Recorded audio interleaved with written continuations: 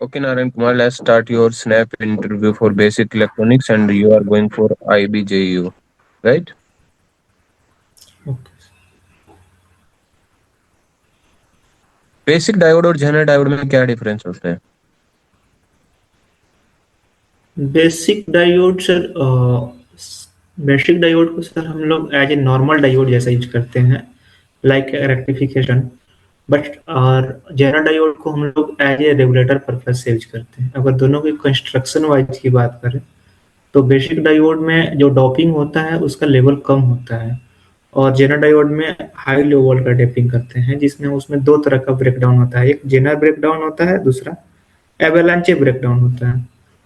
तो avalanche zener breakdown का use करते हैं as a regulation reverse bias में, एज ए वोल्टेज रेगुलेटर। तो जो आपने डोपिंग बताई है, डिफरेंट करने से क्या फायदा होगा, क्या फर्क पड़ेगा?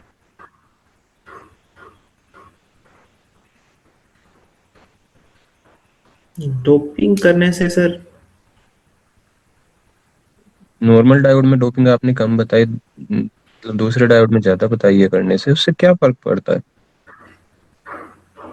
उससे ये फर्क पड़ता है कि वो डायोड रिवर्स बायस में वो बर्न आउट नहीं होता है, और कुछ सम करंट जिसको हम लोग जेनर करंट बोलते हैं वो फ्लो करता है, और एक कांस्टेंट वोल्टेज देता है आउटपुट में, एक अगर मैं पोटेंशियल आपको वेरिएबल। अगर मैं प्रैक्टिकली आपको एक जेनर डायोड दे दूं, एक नॉर्मल डायोड दे दूं, क्या आप पहचान पाएंगे? जेनर डायोड बहुत छोटा सा होता है, अगर आपने यस देखा सर, हो।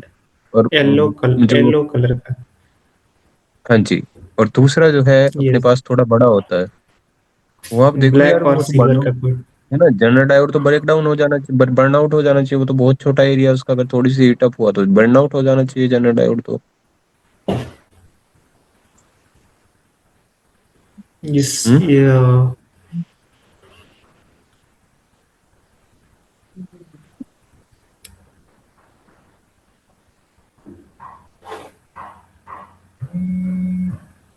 कितने टाइप के ट्रांजिस्टर पड़े हैं आपको? ट्रांजिस्टर मेनली दो, एक बीजेटी बाइपोलर जंक्शन ट्रांजिस्टर, और दूसरा पेट फील्ड इफेक्ट ट्रांजिस्टर। मेनली हम लोग एक एनपीएन पढ़ते हैं और दूसरा पीएनपी पढ़ते हैं। एनपीएन पीएनपी किसके टाइप है ये? एनपीएन जब पी टाइप मटेरियल के बीच में एन टाइप मटेरियल का यूज करते हैं तो बाइपोलर पीएनपी जंक्शन बनता है। ट्रांजिस्टर है?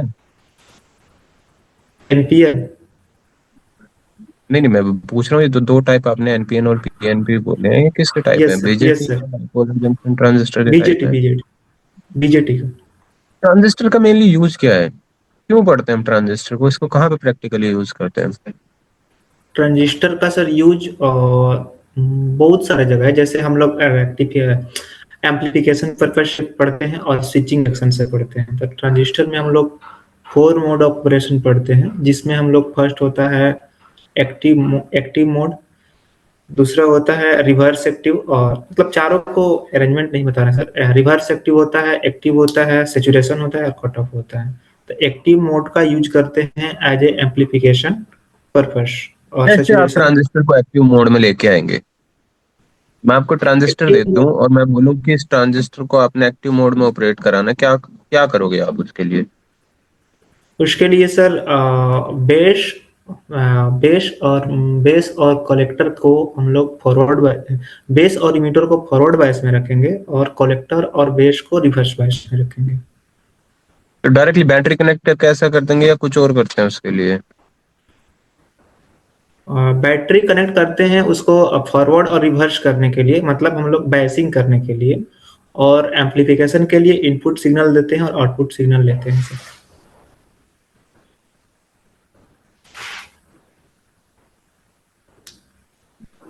बाइसिंग क्या होती है, जो आपने नाम लिया अभी बाइसिंग करते हैं, क्या होती है बाइसिंग? बायसिंग या प्रोसेस होता है जिसमें हम लोग एक region of mode of operation में उसको हम लोग कांस्टेंट रखते हैं। जैसे कि फॉरवर्ड बायस करना है, फॉरवर्ड बायस हम लोग अगर जंक्शन J1 को फॉरवर्ड बायस बायस में रखना है, तो जंक्शन J1 में मतलब पी पी वाला जो टर्मिनल है उसमें पॉजिटिव देंगे, यानी एनोड से कनेक्ट करेंगे, और बेस को नेगेटिव से, और हम्म, अगर जंक्शन J2 को हम लोग रिवर्स बायस में रखते हैं तो उसको हम लोग रिवर्स कनेक्ट करेंगे, यानी इस चीज के जस्ट उल्टा, जिससे वो एक मोड में वर्क करे, प्रॉपर उस मोड में। मेनली बाइसिंग का यूज यही है आपके अकॉर्डिंग कि मतलब ट्रांजिस्टर को एक रीजन ऑफ ऑपरेशन में ऑपरेट कराना है ना, यस सर। पर्टिकुलर रीजन में ऑपरेट कराना है। ओके। बाइसिंग से हम क्या करते हैं, केवल एक्टिव रीजन में ऑपरेट कराते हैं ट्रांजिस्टर को, कोई यूज नहीं नहीं है ना नहीं सर, बाइसिंग का। नहीं, बेसिक से सर हर रीजन में ऑपरेट करवा सकते हैं। जैसे हम लोग स्विचिंग पर्पस यूज कर रहे हैं ट्रांजिस्टर को, तो दोनों जंक्शन J1 और जंक्शन J2 दोनों को हम लोग फॉरवर्ड बायस में रखते हैं, तो उसके लिए भी बायसिंग करते हैं। अगर कट ऑफ मोड में अगर यूज करते हैं एज ए ओपन स्विच की तरह, तो वो दोनों को रिवर्स बायस में रखेंगे। अगर रिवर्स एक्टिव में रखना चाहते हैं तो एक्टिव के जस्ट अपोजिट वाला पोलरिटी, जैसे हम लोग जंक्शन J1 को हम लोग रिवर्स बायस में रखेंगे और जंक्शन J2 को फॉरवर्ड बायस में रखेंगे।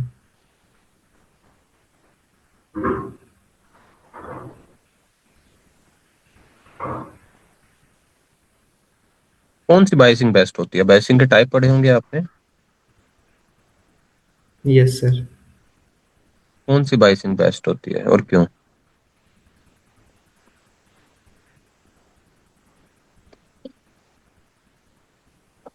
बायसिंग सर, ये तो डिपेंड कर रहा है कि हम लोग को उससे उस ट्रांजिस्टर से हम लोग किस तरह का एक्शन करवाना है। जैसे एम्पलीफिकेशन लेट्स पर्पस से यूज हम एम्पलीफायर करेंगे, बनाना चाहते हैं। तो हम लोग सर जंक्शन J1 को फॉरवर्ड बायस में रखेंगे और जंक्शन J2 को रिवर्स बायस में रखेंगे।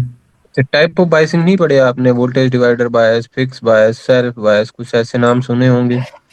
यस यस सर, सुनो। मैं उसकी बात कर रहा हूँ। आह, सर भूल गए थे। कंपेरिजन सर उसका नहीं बता सकते हैं।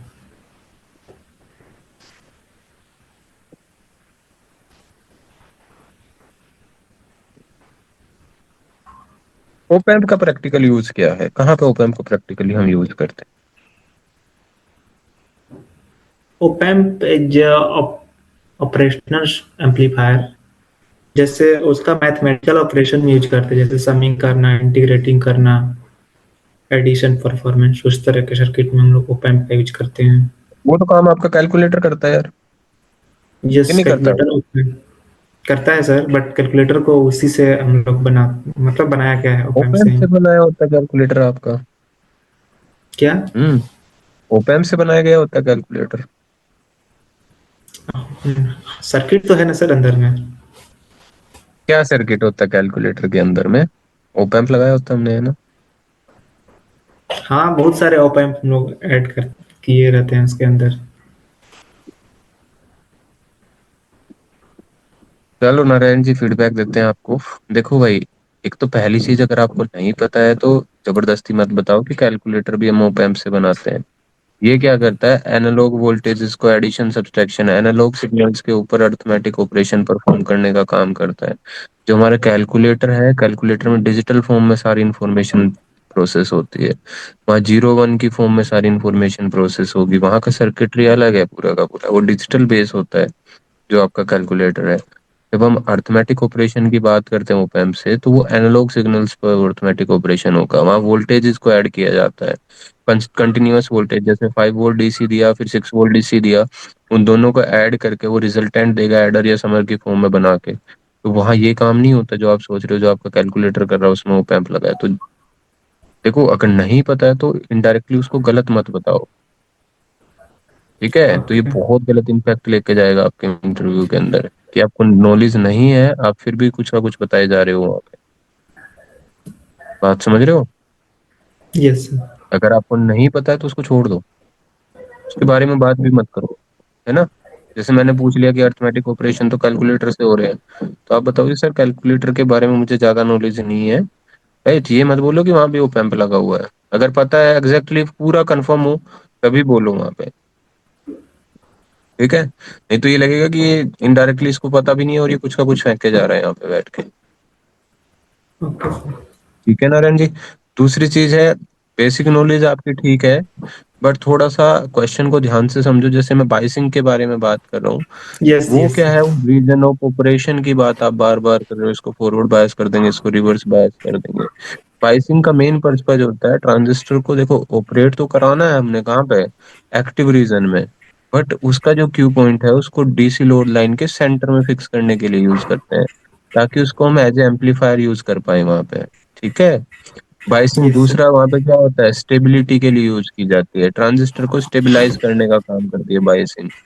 जिस बाइसिंग का स्टेबिलिटी फैक्टर जो है वो हाई होगा, वो हमारे लिए, सॉरी लो होगा, वो हमारे लिए क्या होती है, बेस्ट होती है। जिसका फैक्टर जो है यूनिटी के आसपास होता है, स्टेबिलिटी फैक्टर, वो बेस्ट बाइसिंग होती है अपने लिए। तो हम वो ट्राई करते हैं, और सेल्फ बायस जो है वो बेसिकली बेस्ट होती है अपने लिए। ठीक है। तो क्वेश्चन को थोड़ा सा ध्यान से सुनेंगे कि किस डायरेक्शन में पूछा गया है। अगर आपको नहीं समझ आ रहा तो आप पूछ सकते हो कि सर किस टाइप से बाइसिंग, कौन सी बाइसिंग की आप बात कर रहे हैं सर। राइट, तो वो फिर आपको एक थोड़ी क्लियरिफिकेशन दे देगा। बाकी डायोड के बारे में आपने ठीक ही आंसर दिए हैं, बट इन सारी चीजों का ध्यान रखो, ये तो मुझे कमियां लगी हैं यार अभी, इनको इम्प्रूव करने की जरूरत है। ठीक है। और सर क्वेश्चंस जिससे कि मेरे को सर समझ में आए, एक्स्ट्रा और भी क्वेश्चन सर जो पूछा जा सकता है। क्वेश्चन तो यार दुनिया भर के बन सकते हैं, अब एक इंटरव्यू में तो पॉसिबल सर नहीं है ना, कुछ वो प्रिपेयर करके आओगे तभी नहीं, आगे नहीं सर, बढ़ोगे। मेरा फर्स्ट था सेशन एक और वो भी अच्छा नहीं गया, बट कोई दिक्कत नहीं, मैंने कल ही हाँ, परचेज या किया इस पे। यही तो देखो, सिंपल सी बात है, किस लिए इंटरव्यू लगा रहे हैं स्नैप या मॉक इंटरव्यू, ताकि प्रिपेयर कर पाए आगे के लिए। प्रिपेयर कर। फर्स्ट है, अभी धीरे धीरे आपको आइडिया लगेगा मुझे कहाँ इम्प्रूव करने की जरूरत है, थोड़ा उस चीज पे काम करो, तो फिर इम्प्रूवमेंट धीरे धीरे टाइम के साथ आ जाएगी। कब है फाइनल इंटरव्यू अभी आपका? अभी डेट कोई नहीं है, हाँ, तो अभी बट टाइम। टाइम नहीं है सर, मतलब ये रिजल्ट आया 5 से 6 दिन हो गए, 6 दिन। छह पाँच तो पाँच छह दिन विद है ना इन अभी आपको रिवाइज करने के लिए। तो रिवाइज करो वापिस से एक दिन और लगा के, और फिर से देना, थोड़ा कॉन्फिडेंस बिल्डअप होगा, फिर धीरे धीरे दोगे एक दो इंटरव्यू। ठीक है।